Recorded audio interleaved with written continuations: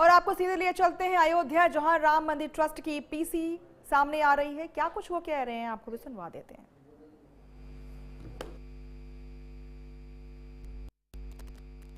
जय श्री राम। जय श्री राम। आज श्री राम जन्मभूमि तीर्थ क्षेत्र के न्यासियों की बैठक आज आषाढ़ शुक्ल नवमी 2083 बुधवार 22 जुलाई 2026 को अयोध्या में संपन्न हुई।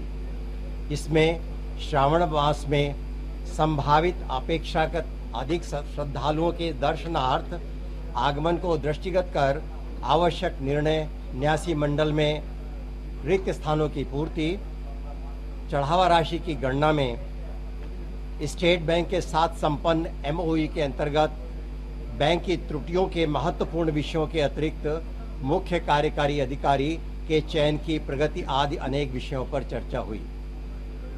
चढ़ावे की राशि की गणना प्रक्रिया में अनियमितता की जांच कर रहे विशेष जांच दल एसआईटी की अंतिम रिपोर्ट अभी तक प्राप्त नहीं होने से इस संबंध में चर्चा नहीं हो सकी। माननीय उच्चतम न्यायालय में इस संबंध में प्रविष्ट याचिकाओं पर सुनवाई की प्रगति एवं माननीय न्यायालय के आदेशों का संज्ञान लिया गया। न्यासियों में मंदिर परिसर में स्थापित सीसीटीवी कैमरों की सुरक्षा अधिकारियों तक पहुंच की स्थिति की समीक्षा की और इस बात पर संतोष व्यक्त किया कि चढ़ावा राशि की गणना कक्ष सहित समस्त कैमरों की पहुंच सभी सुरक्षा अधिकारियों को पहले से उपलब्ध कराई गई है। न्यासी मंडल ने इस सूचना पर संतोष जताया कि भारतीय रिजर्व बैंक के सहायक संस्थान की टकसाल मिंट के साथ स्वर्ण रजत चढ़ावे की मात्रा एवं शुद्धता जांचने की व्यवस्था अनवरत चालू रखने का निश्चय किया है। इस प्रकरण में स्टेट बैंक के साथ संपन्न एमओयू के अंतर्गत बैंक के दायित्वों और उसके अनुपालन में बैंक की त्रुटियों पर समग्र चर्चा हुई। अनियमितताओं के प्रकाश में आने के पश्चात बैंक की प्रतिक्रिया और गंभीरता के अभाव को दृष्टिगत करते हुए न्यासी मंडल ने निराशा प्रकट की है एवं न्यास की वित्त समिति को बैंक के साथ संबंधों पर और मानक प्रक्रियाओं पर पुनर्विचार कर समुचित निर्णय लेने को कहा है। एक उपयुक्त मुख्य कार्यकारी अधिकारी का चयन करने के निमित्त गठन समिति ने भारी संख्या में आवेदन प्राप्त होने से चयन में अधिक समय की आवश्यकता बताते हुए 1 माह का अतिरिक्त समय मांगा है। विषय की गंभीरता और परिस्थितियों को दृष्टिगत करते हुए न्यासी मंडल ने यह अनुरोध स्वीकार किया है। न्यास ने आगामी कालखंड में श्रद्धालुओं की संख्या में संभावित वृद्धि को देखते हुए मुख्य कार्यकारी अधिकारी की नियुक्ति में इस विलंब के कारण एक सचिव की नियुक्ति की स्वीकृति प्रदान की है। समस्त दुष्प्रचार एवं अतिरेकी आरोपों के बावजूद श्री राम जन्मभूमि मंदिर में दर्शनार्थ आने वाले श्रद्धालुओं की संख्या यथावत है। ये इस बात का प्रमाण है कि आधारहीन मिथ्या और भ्रामक आरोपों के बाद भी करोड़ों राम भक्तों की आस्था और विश्वास अडिग है। न्यासी मंडल ने इस अटूट समर्थन के लिए संपूर्ण संत समुदाय, देश विदेश से आ रहे भक्तों और अवध के समाज के प्रति आभार व्यक्त किया है। मीडिया के माध्यम से समाज के साथ संवाद की निरंतरता की आवश्यकता पर विचार करते हुए न्यास ने एक प्रवक्ता नियुक्त करने का निर्णय किया है। न्यासी मंडल ने न्यासियों के रिक्त स्थानों की पूर्ति हेतु किए जा रहे प्रयासों का संज्ञान लिया और पाया कि इस महत्वपूर्ण कार्य को पूर्ण करने में कुछ और सप्ताह लगेंगे। इसमें कुछ समिति गठित हुई है। मैं अपने कोषाध्यक्ष महोदय से करता हूं, ये जो हमारी समिति गठित हुई है इसके बारे में जो अपना विषय रखें, धार्मिक समिति है।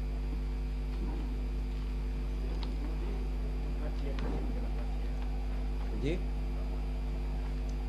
आज का अत्यंत महत्वपूर्ण विषय जो आप लोगों के सामने मुझे रखना है वो यह है कि यह स्थान भगवान श्री राम लला की जन्मभूमि का तीर्थ क्षेत्र है। ये देवालय है, ये एक मंदिर है और इस मंदिर में और मंदिर के परिसर में बने हुए सारे मंदिरों में पारंपरिक वैदिक परंपरा के अनुसार, रामानंदीय संप्रदाय के अनुसार सेवा पूजा पद्धति उत्तम रीति से चलती रहे, यह देखना यह सबसे केंद्रीय कार्य है। हम लोग यहाँ पर प्रभु की सेवा के लिए हैं, भगवान यहाँ पर विराजमान है और उनकी सेवा योग्य पद्धति से की जाए, यह देखना यह हमारा दायित्व बनता है। इसलिए आज हम लोगों ने धार्मिक समिति का पुनर्गठन किया है और मुझे आपको एक वाक्य में बतलाना आवश्यक है कि आज हम मंदिर का सारा धर्म कार्य का भार, उसका दायित्व अयोध्या के संतों को सौंप रहे हैं। इसको आप ध्यान में लीजिएगा। यह धार्मिक समिति जो बनी है उसमें अयोध्या से 5 नाम हैं। पहला, पूज्य महंत श्री कमल नयन दास जी महाराज मणिराम छावनी से, स्वामी श्री रामानंद दास जी महाराज राम कथा कुंज, स्वामी श्री राजकुमार दास जी महाराज रमा वल्लभा कुंज, स्वामी श्री मिथिलेश नंदिनी शरण जी महाराज और हमारे स्वामी श्री दिनेंद्र दास जी महाराज निर्मोही अखाड़े के, ये न्यास में भी हैं और अयोध्या के हैं। इसलिए ये अयोध्या के 5 संत, इसके पश्चात यहाँ की सारी धार्मिक क्रियाकलापों के अधिकारी होंगे। इस बात को ध्यान में लीजिए। इस समिति के अंतर्गत नियमानुसार ट्रस्ट की ओर से, न्यास की ओर से पूज्य जगत गुरु शंकराचार्य श्री वासुदेवानंद सरस्वती जी महाराज है, युग पुरुष पूज्य श्री परमानंद स्वामी जी महाराज है, पूज्य मध्व जगत गुरु स्वामी पेजावर पीठ के उडुपी के विश्व प्रसन्न तीर्थ जी महाराज है और मेरा भी नाम उसमें है। और चूंकि यह न्यास पत्र का यानी ट्रस्ट डीड का नियम है कि समितियां कितनी भी बने उसका अध्यक्ष न्यासी होना चाहिए, इसके कारण यह इस समिति के अध्यक्ष का दायित्व सबने मिलकर के मुझे प्रदान किया है। अब ये जो धार्मिक समिति बनी है इसमें इस प्रकार अयोध्या के 5 और बाकी ट्रस्ट में से 4 ऐसे 9 लोग हैं। इन 9 लोगों की समिति यह कार्य देखेगी। इसमें 4 लोग बाहर के हैं लेकिन 5 अयोध्या के हैं। इसलिए अयोध्या के साधु संतों का, महात्माओं का अब यह दायित्व है कि इस मंदिर की सारी धर्म व्यवस्था, यहाँ का सारा पूजा पाठ आदिकों का जो कार्य है यह उनको देखना चाहिए। लेकिन हम इसमें संदिग्ध नहीं हैं। मैंने 5 बिंदु इन सबके सामने रखे हैं। इनको क्या क्या करना है। समिति केवल कागज पर काम केवल नहीं रहेगी, तो प्रत्यक्ष काम करेगी। क्या काम करेगी?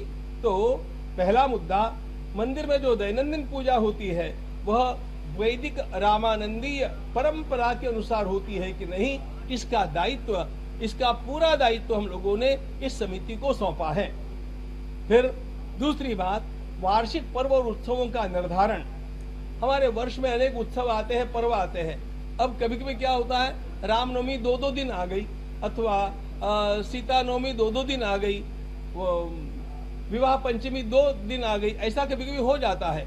तो किस दिन करना है इसका निर्धारण भी ये लोग करेंगे और कैसे करना है उसका आयोजन भी इन लोगों को करना है। तो वार्षिक पर्व उत्सवों का निर्धारण और आयोजन करना यही समिति का दायित्व रहेगा। एक बात और भी है मित्रों, ऐसा है यह धर्म स्थल है, यह भगवान श्री राम की निवास स्थली है। भगवान श्री राम को अपनी परंपरा से प्रेम है और अपनी परंपरा वेदों की परंपरा है, यज्ञों की परंपरा है, गो सेवा की परंपरा है। इन परंपराओं के अंतर्गत नित्य नैमित्तिक अनेक अनुष्ठानों की आवश्यकता होती है। जैसे वहां पर कभी कभी आयोजित करके स्वयं रामार्चा की जाए, वेदों का पारायण वहां पर किया जाए, विशेष पर्व पर वहां पर यज्ञ आदि किए जाए। ये सब जो है नित्य नैमित्तिक अनुष्ठान, यह भी इस समिति का दायित्व रहेगा। एक महत्वपूर्ण बात, मंदिर है तो अर्चक चाहिए, मतलब लोगों की भाषा में पुजारी चाहिए। अब हमारे यहाँ पर तो 14 मंदिर है, इन 14 मंदिरों के लिए अर्चकों की आवश्यकता रहेगी। यह सोच करके हम लोगों ने पहले एक व्यवस्था की थी। अर्चकों का प्रशिक्षण केंद्र हम लोगों ने चलाया और उसमें अर्चकों को 1 वर्ष तक हम लोग शिक्षा देते रहे। पूजा कैसे करनी चाहिए, उसके मंत्रों का पाठांतर कंठस्थीकरण कैसे हो, पूजा केवल उच्चारण से नहीं होती है, उसके साथ साथ एक पूरा विधि का कर्म होता है, वो कैसे करना चाहिए, ये सब उनको सिखाया। और उस समय हम लोगों को उसमें से 30 अच्छे अर्चक प्राप्त हो गए। लेकिन बाद में परंपरा खंडित हो गई। तो हम लोग चाहते हैं कि इस प्रकार के अर्चकों के प्रशिक्षण की परंपरा पर चलती रहे, क्योंकि आज भी हम लोगों को अधिक अर्चकों की आवश्यकता है, अधिक पुजारियों की आवश्यकता है। पहली बात। दूसरी एक बात है, हम चाहते हैं कि अयोध्या की प्रतिष्ठा सारे देश में नहीं विश्व में फैले, और इसलिए हम लोग यहाँ पर एक अर्चकों का प्रशिक्षण केंद्र स्थायी रूप से चलाने वाली पाठशाला निर्माण करना चाहते हैं। वह जो विद्यालय रहेगा वह अर्चना ही सिखाएगा। मंदिरों का व्यवस्थापन कैसा हो, मंदिरों की पूजा पद्धति कैसे हो, इसका प्रशिक्षण उसमें दिया जाएगा। अयोध्या के राम मंदिर से प्रमाणित अर्चक जब कहीं कलकत्ता जाकर के, कहीं चेन्नई जाकर के, कहीं मुंबई जाकर के और वहां के मंदिर में काम करेगा, तो अपने आप राम मंदिर की और अयोध्या की प्रतिष्ठा बढ़ेगी और वहां के लोगों को भी यह विश्वास निर्माण हो जाएगा कि जब यह अयोध्या से प्रमाणित होकर के आया है तो निश्चित रूप से इसको हमें अर्चक के रूप में स्वीकार करने में कोई आपत्ति होने का कारण नहीं। इस प्रकार अर्चकों के निर्माण की और उनके व्यवस्थापन की, अब निर्माण भी कर लिया तो भी यहाँ के जो अर्चक हैं वो अपने ड्रेस कोड का पालन करते हैं कि नहीं, वह विधि का पालन करते हैं कि नहीं, वे शौचाचार का पालन करते हैं कि नहीं, ये सारी बातें देखनी पड़ती है। यह देखने का दायित्व तो हम आज इस समिति को सौंपते हैं, इसको ध्यान में रखना चाहिए। और इसके पश्चात एक 5वीं बात है, अयोध्या के मठ मंदिर और साधु संत और गुरुकुल इनके साथ संवाद स्थापित करना, यह भी इस धार्मिक समिति का प्रमुख कार्य है, क्योंकि यह भगवान श्री राम का मंदिर अयोध्या में है और अयोध्या जी का यह केंद्रीभूत मंदिर नहीं, यह आज भारत का, विश्व का केंद्रीभूत मंदिर बना हुआ है। हम लोग उसकी इस प्रतिष्ठा को एक और विकसित करना चाहते हैं, दूसरी ओर अयोध्या के जन जन को लगना चाहिए कि यह हमारा मंदिर है। और इसलिए सबसे पहले अयोध्या के मठ मंदिर, अयोध्या के साधु संत और अयोध्या में चलने वाले जो अनेक प्रकार के गुरुकुल हैं, इन गुरुकुलों के साथ संवाद कैसे रखा जाए, इनके साथ समन्वय तालमेल कैसे बैठाया जाए, इनके साथ समय समय पर कैसे मिल करके समरसता का भाव निर्माण किया जाए, ताकि सब लोगों को ये लगे कि ये मंदिर अपना है, ये अयोध्या के निवासियों का है। और ऐसे केवल मठ मंदिरों के लिए नहीं तो बाहर की जनता को भी लगना चाहिए, इसके लिए भी विशेष व्यवस्थाएं करनी चाहिए। ये सारा कार्य धार्मिक समिति को करना है और हमें बहुत आनंद है कि हमारे निवेदन के अनुसार, हमारी प्रार्थना के अनुसार जिन लोगों के नाम मैंने भी लिए हैं, इन लोगों ने इस बात को सहर्ष स्वीकार किया है और इसलिए हमें विश्वास है कि अब ये मंदिर अयोध्या के साधु संतों की निगरानी में चलेगा। यह मंदिर अयोध्या के साधु संतों की वैदिक रामानंदीय परंपरा के अनुसार चलेगा और इसमें उनका निर्णय सर्वोपरि होगा। ट्रस्ट के जो लोग रहेंगे वे उनके निर्णय का पालन करेंगे, इसका विचार सब लोग करके और आज बड़े हर्षित हैं और हमें भी अच्छा लगता है कि हम लोग धीरे धीरे क्यों न हो लेकिन अपने मंदिर को अधिकाधिक आदर्श बनाने के मार्ग पर आगे बढ़ रहे हैं।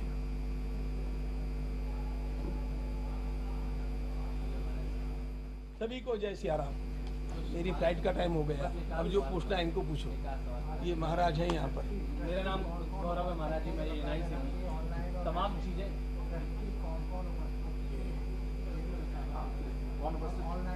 अब ये बताएं मेरी फ्लाइट महाराज जी है ना, महाराज से पूछ लीजिए उसका आपको पता। अच्छा बोलो। मेरा महाराज जी मैं गौरव हूँ एनआई से। तमाम चीजें आपने विस्तृत रूप से बताई, लेकिन जो प्रमुख चीज है, जिस तरीके से आवेदन मंगाए गए, कितने आवेदन आए हैं और आपने कहा कि विलंब होगा, इसको थोड़ा सा एलिब्रेट कर दीजिए। और एसआईटी सच्ची बात बता दूं आपको, एकदम सच्ची अरे हम लोगों का अनुमान था 400-500 आवेदन आएंगे, 5200 आवेदन आए हैं, 5200 आवेदन। अब आप विचार कीजिए स्वयं कि यदि 3 लोगों की समिति को 5200 आवेदनों का कुछ भी थोड़ा थोड़ा देखना भी होगा, इवैल्यूएट करना होगा, तो कुछ समय लगेगा कि नहीं। तो उन लोगों ने कहा कि हमें 1 महीना और दीजिए, क्योंकि हमें पता नहीं था कि इतने आवेदन आ जाएंगे, तो किसी पर अन्याय भी नहीं होना चाहिए, इसलिए इतना ध्यान में दीजिए। अब बाकी प्रश्नों को आप, मेरी फ्लाइट है, आप बैठिए। सभी को जय श्री राम।